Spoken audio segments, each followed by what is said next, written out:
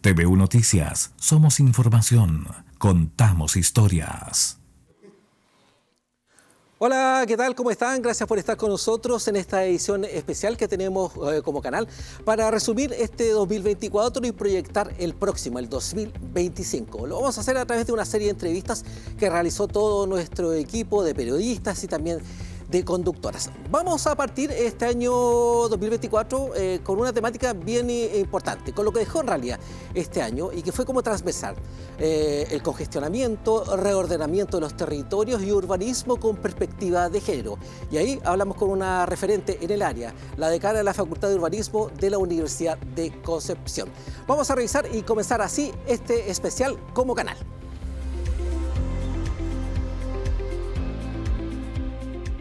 Doctora Mabel Alarcón, gracias por estar con nosotros en esta edición especial de estas entrevistas que estamos realizando con algunos hitos que deja el 2024. Gracias por estar con nosotros. Muchas gracias, William, por la invitación. La gran temática, no sé si coincide con nosotros, ha sido este año en particular dentro de las tantas áreas que tenemos como país, como región, el reordenamiento de nuestros territorios. ¿Qué fotografía realizamos de lo que está ocurriendo en nuestra zona, alejada de la gran capital regional, pero que está padeciendo de ciertas dificultades muy similares a lo que ocurre, por ejemplo, en Santiago?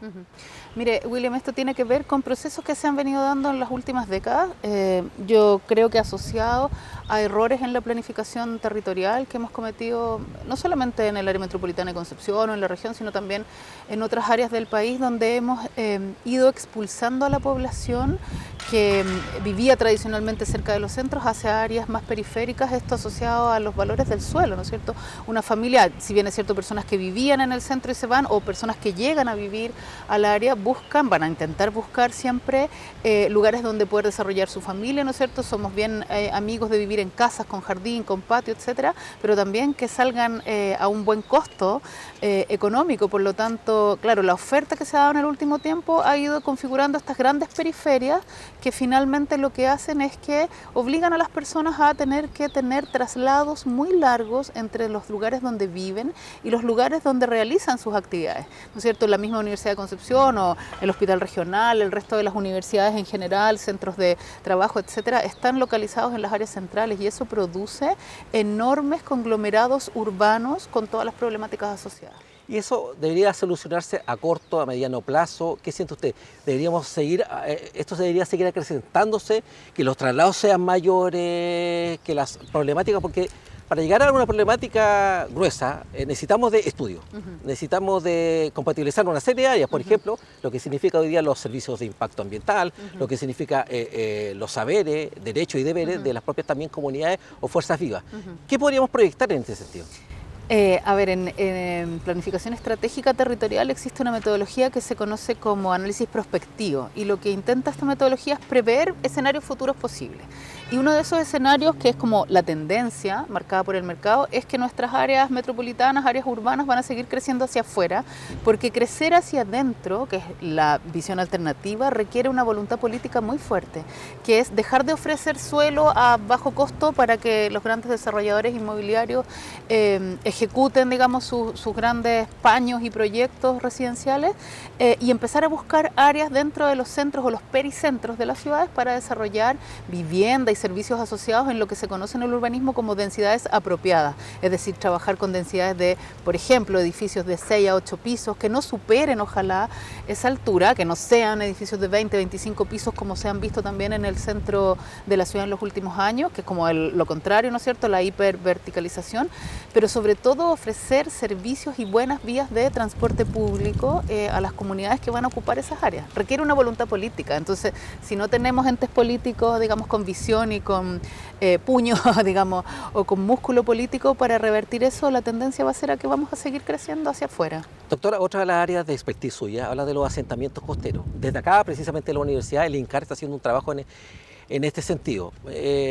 ¿Dónde está la evolución de estas áreas? en áreas que buscan también crecer mucho en el área de servicios, que se transforman en polos turísticos de importancia, pero que hoy carecen a nivel global, porque esta iniciativa del INCAR es quizás una guía a seguir. ¿En qué punto nos encontramos también ahí?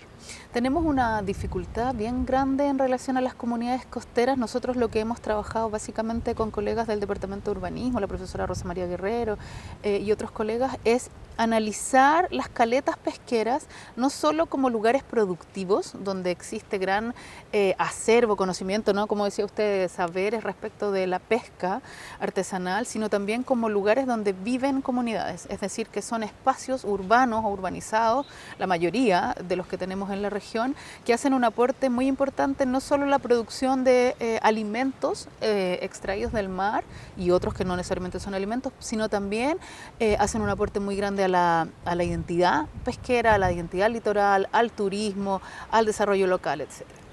Y ahí, mira, hay una cuestión interesante en la que se ha dedicado el Estado en los últimos años, que es la implementación de la ley Caleta. La ley Caleta viene de alguna manera a resolver un problema histórico de estos asentamientos, que era la ordenación, justamente, a propósito de lo que tú decías antes. Porque si bien sabemos más o menos dónde están localizados estos lugares, no existen planes específicos, vamos a decir así, de manejo terrestre. Hoy día las comunidades pesqueras tienen áreas de manejo, digamos, en el mar, pero nadie les ha dicho hasta dónde llega su territorio, hasta dónde llega su dominio. ¿Y por qué eso recién está ocurriendo ahora, cuando somos un país costero? Sí, es una de las paradojas que tenemos en Chile, como muchas otras, pero nosotros creemos que tiene harto que ver con que han sido territorios en disputa, fuertemente disputados por intereses económicos. Nosotros sabemos que en los bordes costeros también se han instalado grandes industrias, como los puertos, como las industrias forestales o en su momento las industrias minera, ¿no es cierto? Y eso de alguna manera tensionó mucho la posibilidad de estos asentamientos costeros y dedicados a la pesca para desarrollarse como en equilibrio, a diferencia de lo que pasa en otros contextos. Si tú viajas por Europa o incluso por Norteamérica, los asentamientos costeros son lugares de acumulación de riqueza. En cambio, en el caso chileno, lo que hemos visto es que en general viven en una precariedad muy grande, es decir, hay asentamientos que todavía no tienen alcantarillado, agua potable, electricidad. Bueno, electricidad tienen casi todos, pero poca pavimentación. Es decir, son lugares que han sido hechos a pulso por sus comunidades y que requieren, a nuestro juicio, una atención muy importante. Doctora, otra área de la cual estamos enormemente carenciados, hablamos de las perspectivas de género, instalar una serie de áreas. ¿Nuestros territorios por qué adolecen de esto a la hora de hablar de urbanismo? Es una pregunta muy interesante, William, porque se conecta igualmente con lo que estaba comentando antes sobre los asentamientos pesqueros. Esto tiene que ver con estudios que ha venido desarrollando el movimiento feminista desde hace ya mucho tiempo, en distintas áreas. Las investigadoras feministas, tanto en el urbanismo, en la geografía, etcétera, en cualquier área, comenzaron a darse cuenta que esto que se conoce hace mucho tiempo como la división sexual del trabajo, es decir, que en algún momento la sociedad del mundo le entregó unos roles a las mujeres y otros roles a los hombres, particularmente a los hombres todo lo que tenía que ver con la producción, con la economía, y a las mujeres todo lo que tenía que ver con el cuidado de las personas, ¿no es cierto?, el ser madre, el cuidar la familia. Tiene un espejo en términos territoriales. No es solamente un modo de vida, no es solamente una relación cotidiana en términos de quién hace qué, sino también dónde lo hacen. Y en ese sentido las ciudades han sido un espejo o un laboratorio, por así decir, de estas prácticas que desde el movimiento feminista conocemos como el urbanismo patriarcal, que le dijo a los hombres, mira, ustedes tienen que salir a la fábrica, por lo tanto les vamos a construir autopistas, vamos a construir fábricas obviamente para que puedan ir a la fábrica, vamos a hacer autopistas, grandes centros comerciales y tal, y a las mujeres les vamos a entregar barrios residenciales donde puedan estar con las familias. Y eso está súper conectado con lo que hablábamos antes. La región del Biobío es una región que tiene una historia muy fuerte en términos industriales, productivos, y eso a nuestro juicio ha implicado una carencia en poder definir áreas que estén más destinadas al cuidado de la vida, que es lo que tradicionalmente ha sido entregado a las mujeres. Solo como por ejemplo, aquí estamos claro en el campus de la universidad, que es un lugar muy bonito, muy agradable, etcétera, pero si tú sales al resto de la ciudad, tenemos pocas áreas para, por ejemplo, compartir con la familia. Ejemplo, el Parque Ecuador y la Plaza Independencia y la Plaza Perú, y no sería mucho más. Sin embargo, no todas las ciudades han hecho ese camino. Hay ciudades que se han dedicado fuertemente a revertir esta situación. Y ahí mismo, perdón que la interrumpa, Sí, claro. los ecosistemas, estamos en un ecosistema privilegiado, en el medio del parque natural. Sí, claro. Tenemos marcos que que nos han ayudado mucho, por ejemplo, el cuidado de nuestros humedales. Ujú. Investigaciones de por medio de una serie de instancias, por ejemplo, la Fiscalía, un humedal muy afectado como el humedal Vasco da Gama. Ujú. ¿Hasta dónde perfeccionar nuestras leyes, nuestros marcos y las conciencias particulares? Sí, sí, yo creo que hemos hecho un avance. Efectivamente, hoy día contar con una ley de humedales permite, quizás no desde el enfoque de género, pero permite tenerla como una herramienta para eso, porque además si nosotros revisamos algunos de los movimientos sociales más importantes que se han dado en el último tiempo, de protección de estos ecosistemas, de los sistemas de la vida, de las infraestructuras del cuidado, han sido liderados por mujeres. Incluso si uno mira la historia de los comités de vivienda, normalmente las lideresas han sido mujeres. Pero claro, hay una, vamos a decir así, todavía una tendencia del modelo capitalista y del modelo de desarrollo que tenemos que privilegia grandemente, enormemente la producción por sobre la reproducción, que es lo que tiene que ver con esto que decía antes del cuidado de la vida. Entonces tenemos hoy día herramientas, hay grupos de, no solamente mujeres, grupos de mujeres, de hombres que se han hecho cargo de estos temas y que entienden o que han ido entendiendo que cuando hablamos de una ciudad feminista no estamos hablando de una ciudad solo para las mujeres, sino una ciudad para todos, pero que considera de alguna manera las necesidades particulares, por ejemplo, de las mujeres, de las cuidadoras, de las personas que están preocupadas por el cuidado de la vida. Bien, doctora Mabel Alarcón, gracias por acompañarnos en estas entrevistas por medio de los medios UDEC, en particular de TVU. Muchas gracias a ustedes por la invitación. Gracias.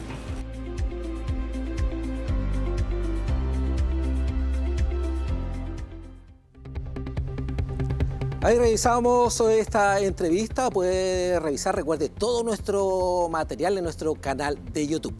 Otra temática bien importante a desarrollar fue un año de elecciones, de nueva conformación política. Y ahí también la perspectiva de género es también bastante importante a desarrollar. La académica de la Universidad de Concepción, Susana Riquelme, también abordó estas áreas y las carencias que tenemos como país.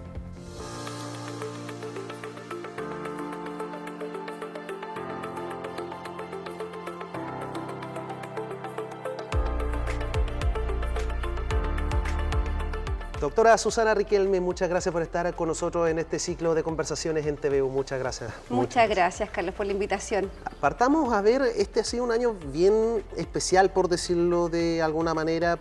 Ya nos estábamos acostumbrando a este proceso de elecciones y también, ¿por qué reparamos mucho en las elecciones? Porque de cierto grado también dan el balance de cómo estamos en nuestro panorama político. Y en este caso hubo un vuelco en la región del Biobío que es digno de analizar. Partamos por ahí. ¿Usted cómo cree que esta situación marca a la región también? Sí, bueno, yo creo que uno de los temas más importantes de este ciclo electoral es la vuelta del voto obligatorio, y eso hace que las elecciones regionales y municipales hayan tenido, ¿cierto?, una alta participación. La región del Biobío es una de las regiones con mayor participación electoral, que es evidente que es por el voto obligatorio, ¿cierto? Porque las personas se sentían obligadas a votar, pero también digamos que no solamente una obligación, sino que también un compromiso ciudadano de poder ejercer ese derecho tan importante, ¿cierto?, que es el derecho a sufragar.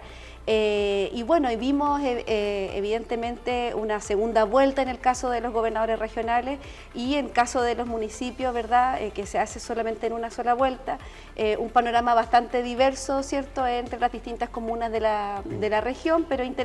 Hay algunas incumbentes que no salieron, tenemos poca presencia de mujeres, solamente 2 mujeres en la región, y nuevas caras que están hoy día liderando las comunas, como por ejemplo la comuna de Concepción, como la comuna de Talcahuano, ¿verdad? Otros incumbentes como el caso de Hualpén.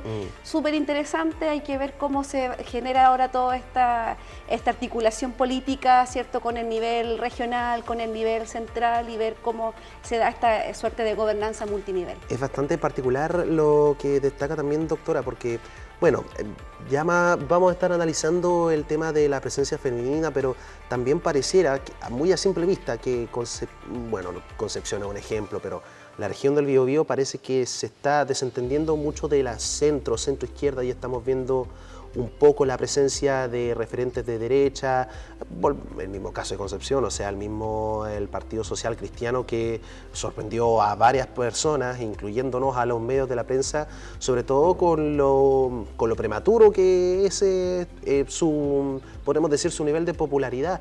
O sea, ¿qué estamos viendo acá? ¿Es una reacción de la gente? ¿Es una reacción de las comunidades que están como, en cierta manera, manifestando su sentir con el voto. ¿Qué estamos viendo? Yo creo que hay una suerte de conexión entre la agenda política, especialmente en términos de seguridad ciudadana, que es uno de los temas principales que se ha tomado la agenda política del año 2024, con los discursos de las candidaturas. Entonces, principalmente todo lo que tenga que ver con la limpieza urbana, con la seguridad en términos de disminuir la delincuencia, con términos que tienen que ver con las ventas que están, digamos, en ¿Comercio ilegal? Comercio ambulante, todo ese tipo de cosas que en el fondo conectan con la ciudadanía. Son los discursos un poco más populistas quizás, que buscaron y que tuvieron mayor acercamiento con los votantes. Ahora, igual es importante señalar que en el caso, por ejemplo, de Concepción, estamos hablando de que candidato electo, y que hoy día es el alcalde, ¿verdad?, tiene el 21% aproximadamente de los votos. O sea, igual estamos hablando de que hay una fragmentación del voto. No digamos que las mayorías son absolutas. O sea, hay mayorías, por supuesto, pero me refiero, no hay unanimidad en la decisión, sino que hay una fragmentación de las votaciones, y eso igual hace complejo en los liderazgos cómo se van a desarrollar. O sea, hablar de un 21% de la votación es bastante bajo. Por lo tanto, en términos de representatividad, desde el punto de vista más social, más político y social, va a ser complejo para el alcalde si es que no se conecta con los otros elementos que también son importantes para su gestión.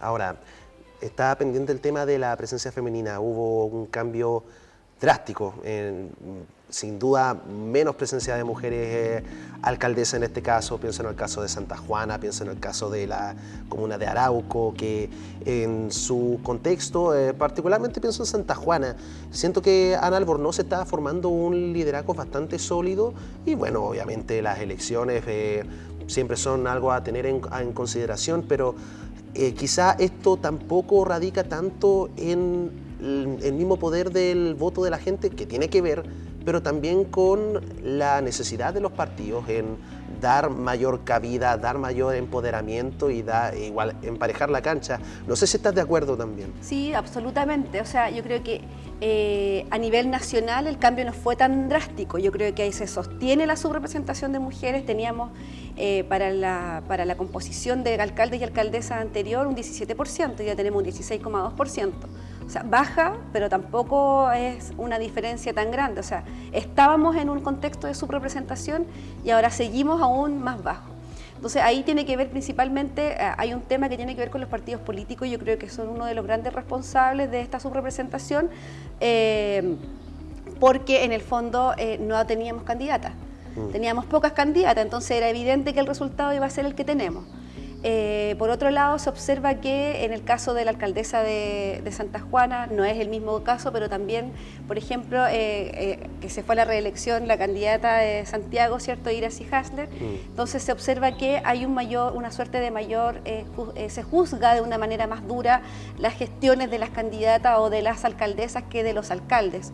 Ya en el fondo, además que justamente tienen que ver con el gobierno de turno, con un montón de situaciones que han ocurrido durante el último tiempo, pero principalmente con la agenda política de seguridad que ha estado tomando, ¿verdad?, la discusión pública y la opinión pública. Los medios de comunicación también en general se han centrado bastante en eso. Por lo tanto, ahí las candidatas mujeres tienen una doble y triple forma de poder enfrentarse a una candidatura donde son mucho más juzgadas que los varones. Hay evidencias que hablan de eso. Los partidos políticos, por una parte, tienen responsabilidad en no poner candidatas o en ponerlas en algunos contextos no competitivos, en que en general las mujeres tienen menor financiamiento para sus campañas políticas, y donde también hay factores socioculturales que hacen que la participación política de las mujeres sea menor que la de los varones. Finalmente, esto ya es como el macro, ya teniendo claridad de quiénes van a ser nuestros gobernadores y nuestros alcaldes, alcaldesas también durante estos próximos años. Hay buenas señales de amistad cívica y ¿Por qué lo menciono? Porque recuerdo hace un tiempo atrás cuando fue la asunción del alcalde de Talcahuano, estuvo la presencia del gobernador electo, Sergio Yacaman, abrazos fraternales, pero también dando una señal política, la búsqueda de acuerdos que quizá hoy más que nunca va a ser importante para poder sacar en adelante una región que se ha visto fuertemente afectada. Si pudiésemos jugar a la bola de cristal un minuto, ¿cuál piensas tú que van a ser esos desafíos, por favor? Yo creo que es difícil jugar a la bola de cristal, pero yo esperaría que en todos los casos sí hay una amistad, suerte de amistad cívica, respeto, porque también las personas que están ahí fueron electas, ¿verdad? Sacaron mayoría, fueron electas por la ciudadanía, por lo tanto debiese haber un trabajo conjunto, un trabajo de gobernanza multinivel, en la cual los distintos actores políticos puedan comunicarse en pro de la región, digamos, y en pro de la ciudadanía. Eso es lo que uno esperaría que este 2025, con las diferencias políticas que puedan existir, pero se ponga en primer lugar las necesidades de las personas. Perfecto. Muchas gracias, doctora, por estar con nosotros. Muchas gracias.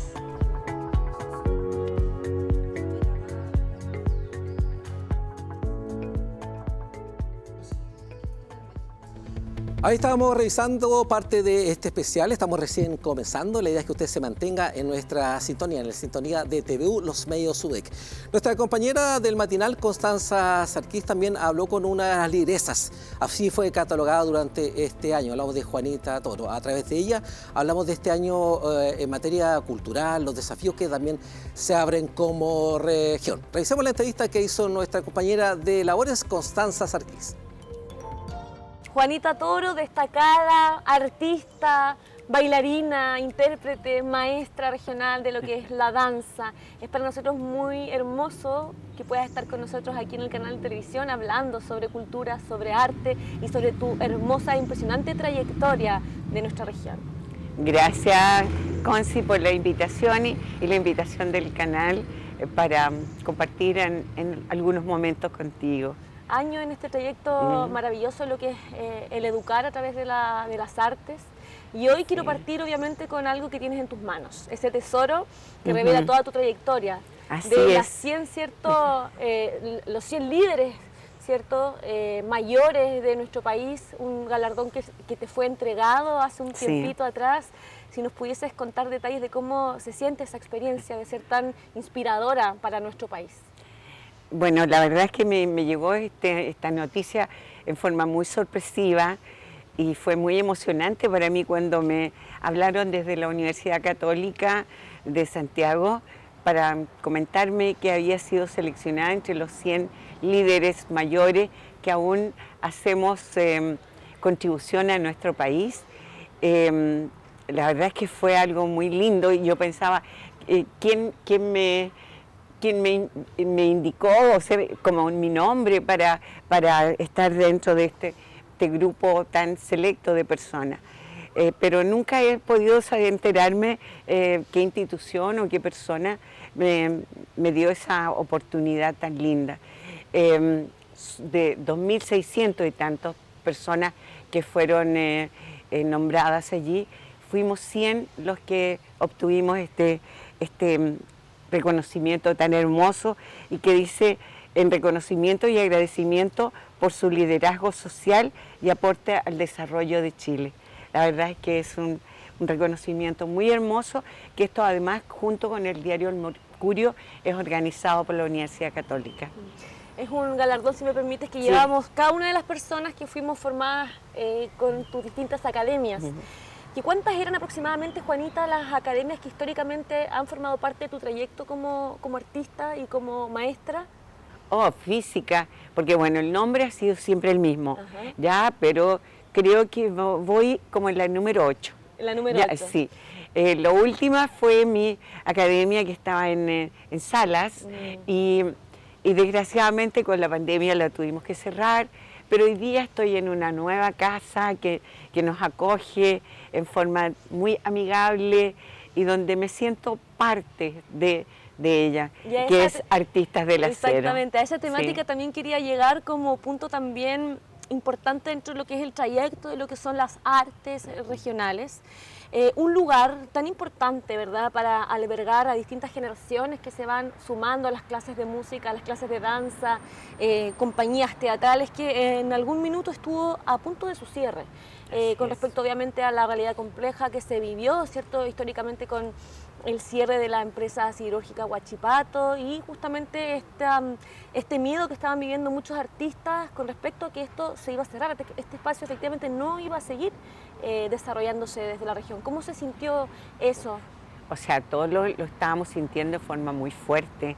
La verdad es que buscando caminos, saliendo a la calle a marchar con carteles, qué sé yo, para que visibilizando este problema tan grave que estaba viviendo artistas del acero, la corporación y todos los que de algún modo, como tú mencionabas, habitan este lugar, ¿ya? Porque cada uno que llegamos allá nos sentimos que somos parte, que no somos ajenos y nos acogen siempre con los brazos abiertos.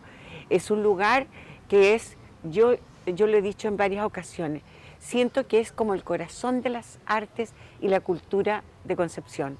Y era tan difícil pensar siquiera que cerrara sus puertas. Afortunadamente salió humo blanco y el gobierno apoyó, digamos, y los diputados, senadores, se pusieron de algún modo las pilas, por decirlo así, con esta institución que se le merece con creces porque hace una labor importantísima, no solamente en Concepción, sino que a través de la región. Ya ves tú, por ejemplo, la actividad que desarrolla con las orquestas juveniles, infantiles y juveniles de toda nuestra región. Ese gran concierto que dieron en el estadio regional, junto a coro y la orquesta de los niños, fue algo emocionante, muy lindo. Sí, la verdad es que estamos situados en una región que realmente tiene un valor cultural y artístico único. Pasando por el TUC, hoy día abriéndose una nueva, ¿cierto?, escuela de teatro en esta misma magnífica Universidad de Concepción, un teatro como la Universidad de Concepción también, que te ha tocado disfrutar, ¿cierto?, de todos esos trabajos creativos, ¿cierto?, de fin de año. ¿Cómo sientes que se vive hoy día la escena cultural y artística? ¿Y qué crees que es lo que todavía quizás falta para dar más apoyo a tantas cosas hermosas que se viven, ¿cierto?, desde nuestra región? Bueno, tú sabes, Concepción siempre ha sido de un movimiento artístico en general, no solamente de las artes escénicas, sino que también las artes visuales, las artes musicales, ha sido tremendamente importante a nivel regional y nacional.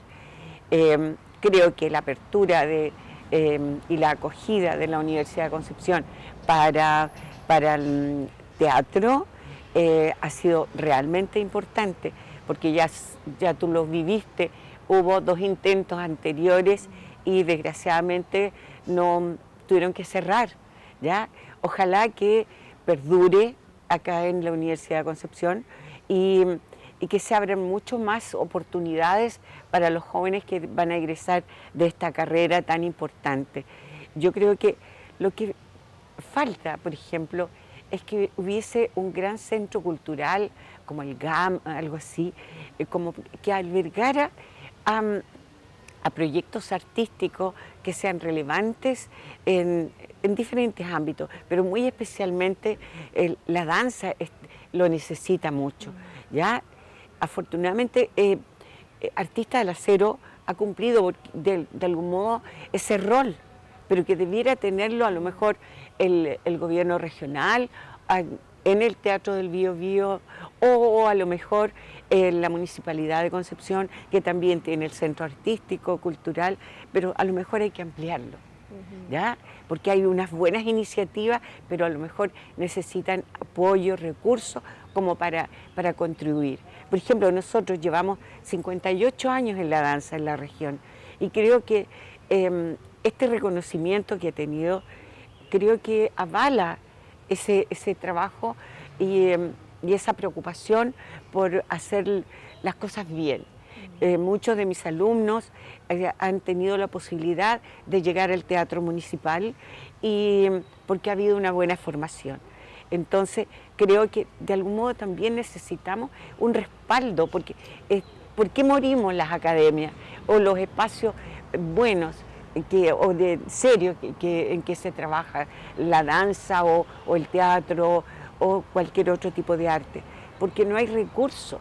Por ejemplo, en mi caso, yo he dejado de crear por tratar de sacar adelante la academia, por subsistir, ¿te fijas? Entonces, eso es como que nos quita una parte que sería súper importante de que pudiese estar más presente. ¿Por qué es importante las artes en las generaciones que vienen? Yo creo que es tan importante como beber agua, como respirar. Creo que una personita pequeña que se acerca al arte, y en este caso a la danza, que es tan completa, ¿no es cierto? Creo que va a hacer que esas personas van a ser más libres, van a ser más solidarias, van a ser más empáticas los unos con los otros, van a poder convivir mejor en un mundo para que sea más amable, ¿ya? Y creo que van a ser personas sensibles ante el arte. No importa si van a ser o no profesionales, pero van a valorar el arte. Y como te digo, van a ser personas sensibles para ir, participar, promover el arte cuando sean jóvenes. Van a ser buenos consumidores de arte. Exactamente. ¿Ya? Y creo que es, como te digo, debía ser parte del ser humano. Estar en constante contacto con el arte. Sí. Y parte del legado que vas dejando tú también, esa huella imborrable que nos hace destacarte dentro de las 100 ciertos líderes mayores, y me voy a poner mi medalla. Tu medalla, Juanita, y de esta manera es un placer, un agrado como siempre estar contigo en diversas entrevistas, en todo este gran camino adelante. Y bueno, este también es un mensaje para la cultura y las artes, que sigan adelante con toda esa potencia efectivamente que caracteriza a la región del Biobío. Gracias por esta hermosa conversación. Gracias a ti, gracias Canal, y hasta pronto. Hasta pronto.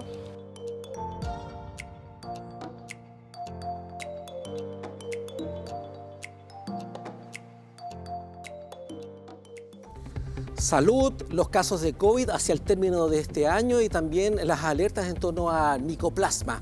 Otra de las áreas también que desarrollamos como canal, ya sea en Multiversos, en el Matinal, también en prensa. Y ahí nuestro compañero de labores, Matías Schneider, también habló con una académica también en esta área. A ver qué se proyecta y lo complejo que resultó hacia mediados de año las enfermedades que tuvimos por virus respiratorios. Veamos y también escuchemos.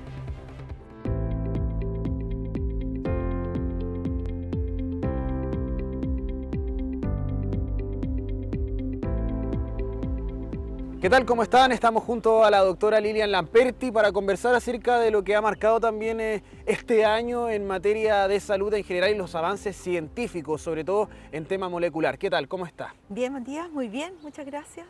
Doctora, un año marcado en lo que ha sido el avance de la ciencia, el tema, por ejemplo, del PCR y el avance molecular ha llegado para quedarse y explorar nuevos ámbitos. Primero, contextualice un poco cómo has marcado también este año aquello y en particular lo que ha sido el diagnóstico en general en salud. Bueno, te puedo decir que sí, que la PCR llegó para quedarse. Y esto es definitivo porque hay ventajas en realizar un diagnóstico molecular. Primero, que nada, por la especificidad, porque estamos detectando el germen, en específico, ¿cierto? Y también por la rapidez y por la sensibilidad y especificidad. Por lo tanto, la técnica que gracias a COVID, ¿cierto?, se logró implementar en todos los centros asistenciales, porque era una pandemia que necesitaba que todos hiciéramos diagnóstico molecular, hoy día ese equipamiento se va a abocar a hacer un diagnóstico molecular de todas las infecciones que hoy día estén, ¿cierto?, prevaleciendo en la sociedad. Y este año hemos tenido cuadros virales de influenza, cuadros bacterianos de micoplasma y seguimos con COVID todavía, y entonces ahí estamos en la vanguardia de la tecnología al servicio de la ciudadanía. Hay un tema a nivel general, la OMS ha destacado al menos lo que es la debilidad inmunológica producto de estos 3 años. Y eso también lo que ha ocurrido en materia investigativa y en materia molecular específicamente, ha venido a ayudar justamente a lo que es esa falta inmunológica, porque ha permitido que los diagnósticos sean mucho más exactos, que también ahora se pueda conocer al menos cómo podría afectar a una persona en particular, de acuerdo al diagnóstico molecular también de la persona. Los perfiles moleculares hoy en día también están permitiendo avanzar en aquello. Cómo todo esto, y ahí mezclar un poco con el trabajo interdisciplinario, ha permitido que tras o post pandemia tengamos este panorama general que tenemos hoy en día. Sí. Bueno, hoy día no es raro ver o escuchar a las personas que dicen que se resfrían por cualquier cosa, ¿cierto? O dicen que tienen unos resfríos más prolongados y que se sienten que a lo mejor su organismo no responde de la misma manera. Y es verdad, porque una pandemia somete a un organismo a poner en marcha todos sus mecanismos de defensa, pero aún así, vamos a decir, quedan secuelas, ¿ya? Y las secuelas de COVID se han dado en distintos órganos, a nivel pulmonar probablemente, a nivel cardíaco, a nivel renal. O sea, la pandemia nos dejó en un estado de secuela y más aún nos dejó en un estado de que estuvimos usando por tanto tiempo mascarilla y nos protegimos, ¿cierto? Que la exposición a estos microorganismos que son estacionales fue nula. Por lo tanto, tenemos a lo mejor niños que no tuvieron esa exposición, por lo tanto, es como que no estuvieron esos gérmenes en su momento y su sistema no los reconoció cuando estaba su sistema inmune desarrollándose, y hoy día están presentes y la verdad que afectan de una manera distinta a lo que fue previa pandemia. Por lo tanto, lo que tú dices es cierto. ¿Cómo entonces atacamos o nos preparamos para este resurgimiento de olas, ¿cierto? de episodios de infecciones bacterianas o virales? Lo hacemos con el diagnóstico molecular. Pero eso significa prepararnos para ofrecer a la ciudadanía esos test de manera rápida y oportuna. ¿Cómo se va mezclando también aquí y un poco más?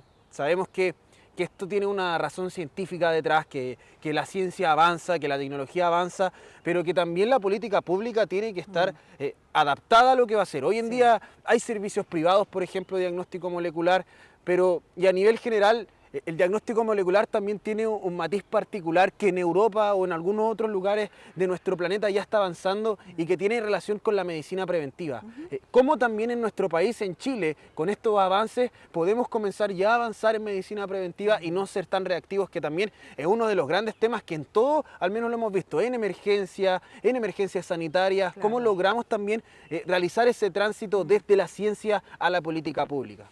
Bueno, es interesante tu pregunta y es un poco más compleja la respuesta, porque cuando hablamos de prevención, prevenir un cuadro infeccioso significa tomar las medidas que ya conocemos, ¿cierto? De aislamiento o de uso de mascarilla o de reforzar el sistema inmune, y por lo tanto significa una buena alimentación, ejercicio, tomar aire. Pero cuando hablamos de esas mismas medidas preventivas en personas que tienen una mayor susceptibilidad a una enfermedad crónica, como diabetes, hipertensión, enfermedad renal, la situación cambia, porque ahí la prevención tiene que ir a, ojalá podamos detectar y utilizar estas herramientas de diagnóstico molecular, detectar de manera más temprana, tener biomarcadores mucho más tempranos, para que esa enfermedad sea controlada, no sea una enfermedad, ¿cierto?, que finalmente termine diagnosticándose de manera muy tardía. En la medida que nosotros podamos diagnosticar tempranamente estas enfermedades con las que vivimos diariamente, ¿cierto? Probablemente tu mamá o alguien de tu familia puede tener estas enfermedades, pero busquemos la manera de diagnosticarlas tempranamente y también de tratarlas oportunamente. La persona de por sí, mientras no sienta que tiene una enfermedad, como un resfrío, ¿cierto? En el resfrío dicen me siento mal, pero una enfermedad renal no te da esa sintomatología. Por lo tanto, la prevención, la promoción en salud y la prevención en enfermedad hoy día son fundamentales para estar mejor preparados cuando vengan infecciones de tipo virales o bacterianas que nos llevan, ¿cierto?, a un estado de descontrol. Y cómo, no solo en el aspecto técnico, en el aspecto tecnológico, sino que también en el aspecto metodológico, cómo ha ido evolucionando aquello en cuanto a lo que es hoy en día y básicamente lo que hemos estado hablando aquí, que tiene relación con estos diagnósticos moleculares y la nueva forma también de ver y observar nuestro cuerpo. Mira, hoy día hay un desarrollo que va dirigido a una posibilidad de estudiar tu genoma. Y en tu genoma tú vas a tener la información que yo necesito para interpretar cuál es tu riesgo, susceptibilidad de tener a lo mejor una de estas enfermedades. Y también pueden estar aquellos cambios o variantes en tu genoma que te hagan más susceptible a lo mejor a estas enfermedades. Por lo tanto, hoy en día lo que debería, ¿cierto?, apuntar el sistema público es a favorecer el diagnóstico molecular, a favorecer, sobre todo en el tema de cáncer, ¿cierto?, estos estudios de cuáles son las mutaciones que están presentes, y mutaciones me refiero a algo que está en ti y no en mí, por lo tanto viene la medicina personalizada o de precisión. Entonces, hacia allá tenemos que apuntar, y estas herramientas que son tecnológicas, plataformas mucho más sofisticadas, hoy día están aquí en esta universidad. Estamos contentos por un proyecto que se va a instaurar en la Facultad de Farmacia y que va a permitir entonces dar cabida a el poder saber, ¿cierto?, cuáles son esas mutaciones que te pueden estar dando a ti ese carácter único de tu enfermedad y que recibas el tratamiento para esa enfermedad. Ahí también está el factor epigenético, es un tema bien entretenido de conversar porque también nos va a permitir generar medicina preventiva, sí, pero contextualizando los territorios, sabiendo que el norte es distinto al sur, que el hemisferio norte es distinto al hemisferio sur, que los países, que los territorios de allá, por ejemplo, podemos decir Concepción y Los Ángeles son distintos y eso también genera factores. Coméntenos un poco también acerca de aquello, qué significa para que la gente también lo sepa. Bueno, hay un concepto de que hoy día estamos viviendo en una nueva era. Estamos viviendo en la era, lamentablemente, de los impactos del ambiente y de los impactos, ¿cierto?, de la diversidad y del clima. Y eso hace que donde vivamos, nuestro ambiente va a ser, pero determinante para ver cuál es nuestro riesgo real de enfermarnos. Entonces vamos a tener que combinar, ¿cierto?, esa información más la información que tenemos, nuestras ómicas, la genómica, la transcriptómica, la metabolómica, y eso significa manejar un mundo de datos, pero para eso está la inteligencia artificial, y es ahí donde viene esta medicina, en donde va a haber grandes posibilidades de manejar esa información, de esa gran data, big data, y con eso entonces yo creo que se nos viene una revolución en la medicina.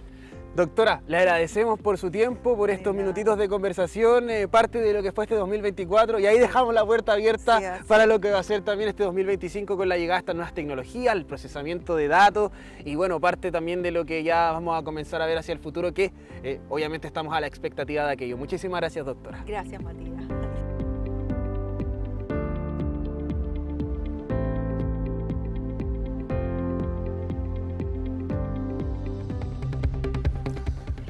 Los Panamericanos, las diversas giras del voleibol, también los torneos de básquetbol, en fútbol y así. Para resumir este año en materia deportiva, hablamos con Patricio Fernández, coach del básquetbol femenino de la Universidad de Concepción, que nos sirvió en ese sentido como referente para hablar no tan solo del básquetbol femenino, sino también del básquetbol masculino y también de lo que significa en términos históricos la DIMAYOR. Revisemos esta entrevista con el entrenador de básquetbol femenino de la Universidad de Concepción, Patricio Fernández.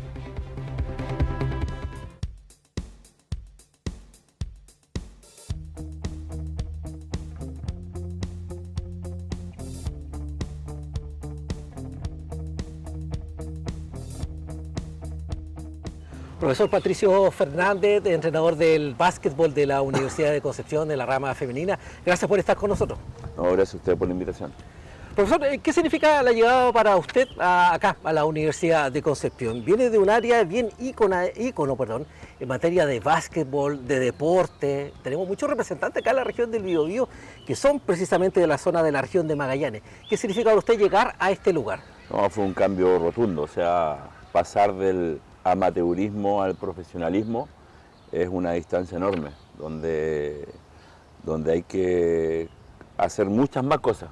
O sea, uno pensaba que realizaba bien el trabajo que estaba haciendo ya en Punta Arenas, pero al detalle y a lo aprendido desde el 2021 que yo ingresé a la Universidad de Concepción hasta acá, es un aprendizaje abismante, es una diferencia enorme en los conceptos que uno maneja y puede manejar, y bueno, uno tiene que seguir estudiando para poder seguir tratar de consolidarse en lo que uno trabaja, que es ser entrenador de básquet, y en eso estamos, en un proceso todavía. Nunca dejamos de aprender en ninguna parte. Profesor, llega a una universidad que sabe harto de básquetbol, es referente en el básquet femenino y masculino, la DIMAYOR aquí dejó muy marcada a la zona en ambas áreas, en el básquet femenino y masculino. Cuando vino y llegó acá, ¿con qué expectativas llegó y cuántas de ellas logró cumplir? No, era un sueño, primero un sueño, llegar a la Universidad de Concepción. Muchos quisieran estar acá, muchos quisieran mi lugar, eso no cabe duda, el lugar de ser un entrenador en una universidad reconocida en el ambiente del básquetbol, no solamente del básquetbol, sino que del fútbol, del voleibol, de todas las ramas que tenemos acá. Pero fue un lindo sueño. Yo llegué el 2021 cuando estaba Cipriano Núñez acá.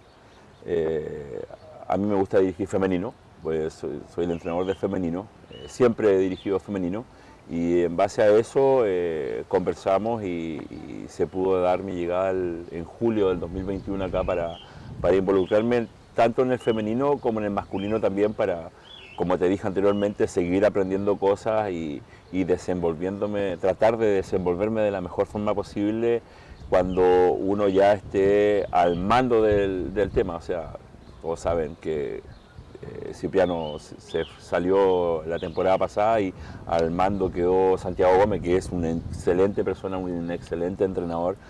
Sigo aprendiendo de él también. Para mí Santi es uno de los capos en el tema del scouting, entonces en eso he mejorado muchísimo también, porque tenemos que hacer toda esa pega nosotros los entrenadores de preparar partidos, videos, cortar situaciones, ver dónde podemos desarrollar mejor nuestro juego y involucrar aspectos que al equipo rival lo coloquen en problemas para nosotros sacar beneficios de eso.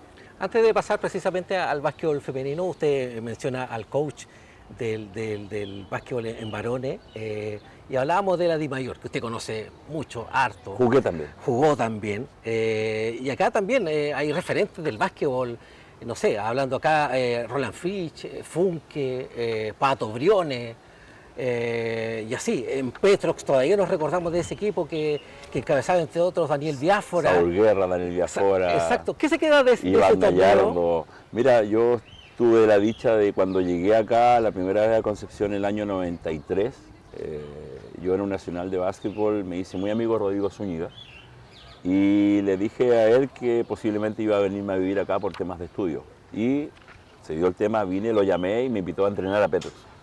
Y desde ahí, del año 94, 93, no me acuerdo muy bien, estuve en todas las divisiones menores de Petrox, ganamos todo, con Henry Mons, con Galo Lara, con Lino y Patrick Sáez, con Galo Lara, con esa época. Claro, se me olvidan tantas personas, que todavía tenemos un grupo de WhatsApp con el profesor Jaime Castillo. ¿Que lo dirigió usted? Que me dirigió a mí, sí. Y bueno, y todo esto de ser entrenador fue en ese momento. Me recuerdo que había un nacional en Valparaíso, donde Jaime Castillo tenía que ir a dirigir y yo quedaba fuera de la categoría porque era un año más. Y Jaime me dice: Pato, ¿quieres ir a dirigir? Ya, eso fue el año 97. Yo tenía 21 años y fuimos y salimos campeones, y desde ahí viene el tema de dirigir, y desde ese año no paré en hacer mis cursos, mis perfeccionamientos en la Federación, en el Comité Olímpico de Chile, en las clínicas y todo eso hasta el día de hoy. Hablando ahora del básquetbol femenino, llega un equipo mezcla de juventud que lo está ahí dándole más forma, con referentes nacionales y continentales seleccionadas, Bárbara Cousiño, lo sabemos, Maña Vega y así. ¿Con qué expectativas llegó, con qué se encontró y hacia dónde proyecta al equipo? Mira, las expectativas siempre son, al principio de año, es tratar de ganar. Y a ver, este año, por ejemplo, nuestras expectativas eran llegar a lo más alto posible, ya sea una final y tratar de ganarla. Como un resumen, en el torneo de sub volvimos a ser campeones regionales acá del básquet universitario, que el año pasado lo perdimos. Nunca la universidad en femenino había perdido un partido en el básquet femenino y nos tocó a nosotros perder ese partido y perder la final. Este año retomamos de nuevo. En la primera liga, que fue Final Four, Liga Nacional, estuvimos ahí a un pasito de poder lograr el objetivo, que era ganar. Hicimos muy buenos partidos, pero nos faltó una cuota de suerte y también de madurez en tanto al equipo. Muchas niñas de primer año, muchas niñas que recién venían a la universidad y juntar todas esas cosas, como tú dices, con Bárbara, jugadora experimentada, con las dos extranjeras que teníamos, con Vania, que son como las más avesadas, el resto eran muy niñas todavía y era su primer Final Four, su primera final, entonces por ahí pasó un poquito la ansiedad y un poquito el nerviosismo, donde tuvimos que remar en contra de eso y cometimos algunos errores, tanto técnicos dentro de la cancha y tratando de solucionar afuera nosotros con el cuerpo técnico de tratar de mejorar, pero siempre pensando en tratar de hacer la mejor presentación en todas las veces que nosotros jugamos y para el próximo año, como ya te comentaba más o menos antes de iniciar la nota, ya estamos trabajando en tratar de mejorar el equipo. En ese sentido, ¿hacia dónde van los puntos de mejora y dónde siente usted que hoy que está el básquetbol, no tan solo de la UDEC, sino a nivel nacional? Hemos tenido varios torneos en los cuales la gente se ha ido sumando, lo que tuvimos en los Panamericanos, que se iban de base, aquí hemos tenido muchos torneos también. ¿Hacia dónde proyectamos el básquetbol femenino nacional? Y comparativamente con otras ligas, la brasileña, la argentina, que aparece también siempre ahí en el horizonte como para tomar. Mira, hablando de la universidad, nosotros en el aspecto universitario este año estuvimos así tantito de poder lograr el campeonato nacional, donde eso nos permite ir a participar internacionalmente. ¿Ya? Ese es el objetivo de nosotros, tratar de llegar a una competencia internacional, tanto en la competencia universitaria como en la Liga Nacional. La Liga Nacional, el primero y segundo juegan Champions y juegan Liga Sudamericana, y en el campeonato universitario se juega un Sudamericano o un Mundial FISU. Entonces estamos apostando para el 2025 tratar de ir a una de esos dos torneos para poder que el básquet femenino de la región, de la universidad, sea conocido también internacionalmente. Profesor Patricio Fernández, gracias por estar con nosotros en esta edición especial de estas entrevistas, repasando algunos de los hitos que deja en materia deportiva y en el básquet femenino este año. Gracias por estar con nosotros. No, gracias a ustedes por la invitación.